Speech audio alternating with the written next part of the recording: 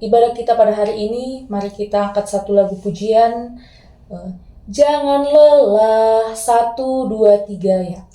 Jangan lelah bekerja di ladangnya Tuhan, Roh Kudus yang beri kekuatan, yang mengajar dan menopang.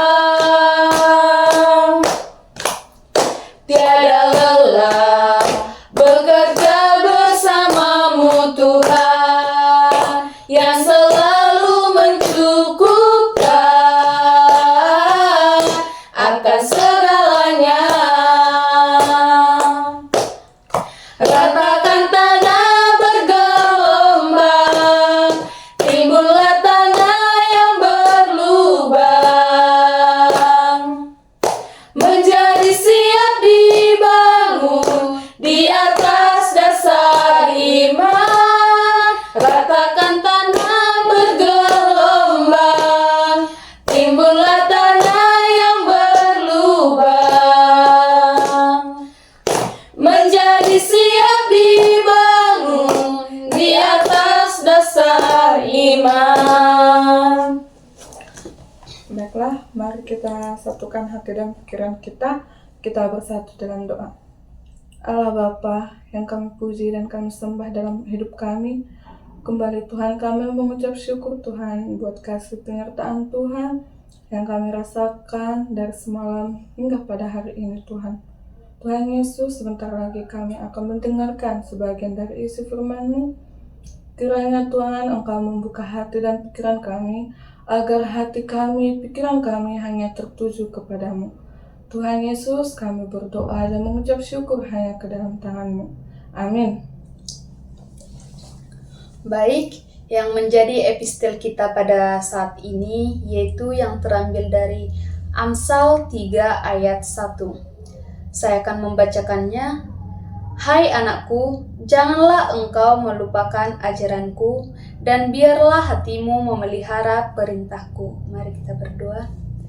Berbahagialah orang yang mendengarkan firman Tuhan serta memeliharanya di dalam kehidupan sehari-hari. Amin. Sebelum kita mendengarkan firman Tuhan, mari kita satukan hati kita, mari kita berdoa.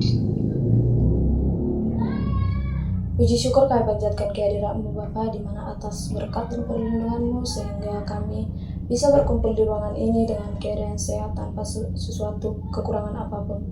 Bapa di surga, sebentar kami akan mendengarkan sebagian dari firman-Mu. Kiranya kami dapat menerapkan firman-Mu ini dalam kehidupan kami sehari-hari. Bapa di surga, inilah doa permohonan kami, terima dan sempurnakanlah doa kami Bapa, kini dan sepanjang masa. Amin.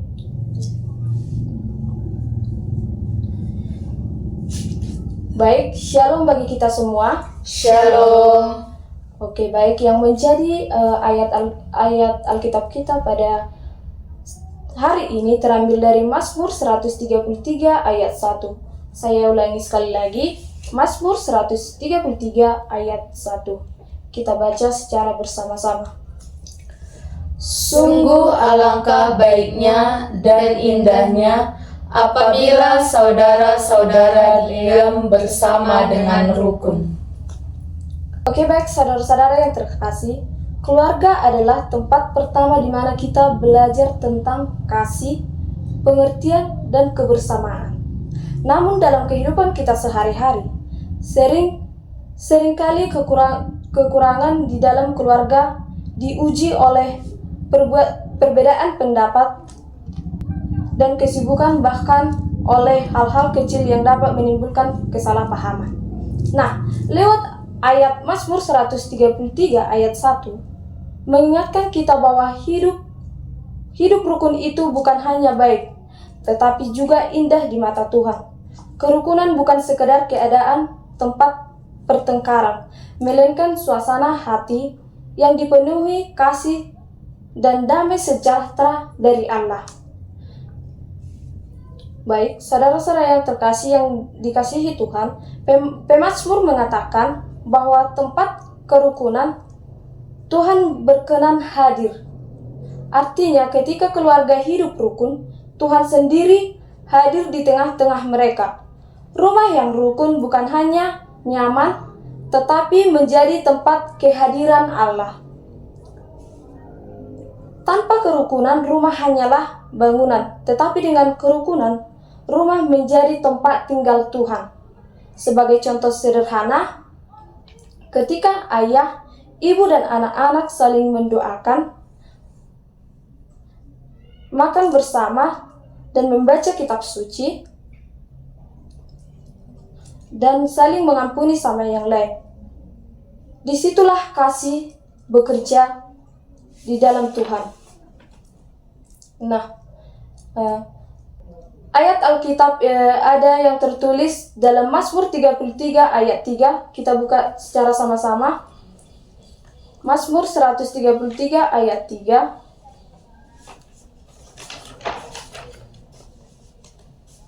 Kita baca secara sama-sama. Seperti embun gunung Hermon yang turun ke atas gunung-gunung Sion, sebab kesanalah Tuhan memerintahkan berkat kehidupan untuk selama-lamanya. Nah, berkat Tuhan turun di tempat di mana ada kesatuan hati. Ketika keluarga hidup dalam kerukunan, disitulah kita bersyukur. Yaitu yang pertama, rezeki yang sederhana terasa cukup. Dan yang kedua, rumah yang kecil terasa luas. Dan yang ketiga, hati yang penuh kasih membawa sukacita. Nah, baik saudara-saudara yang terkasih, lewat Mazmur 133 ayat 1 mengingatkan kita bahwa kerukunan dalam keluarga bukan sekedar hal indah, tetapi juga berkat dari Tuhan. Mari kita menjaga hubungan dalam keluarga dengan saling mengasihi, mengampuni, dan berdoa bersama. Sebab di sanalah Tuhan menghadirkan damai sejahtera dan kehidupan yang penuh sukacita. Baik, sekian firman Tuhan yang menyapa kita pada hari ini. Mari kita satukan hati kita, mari kita bersatu di dalam doa.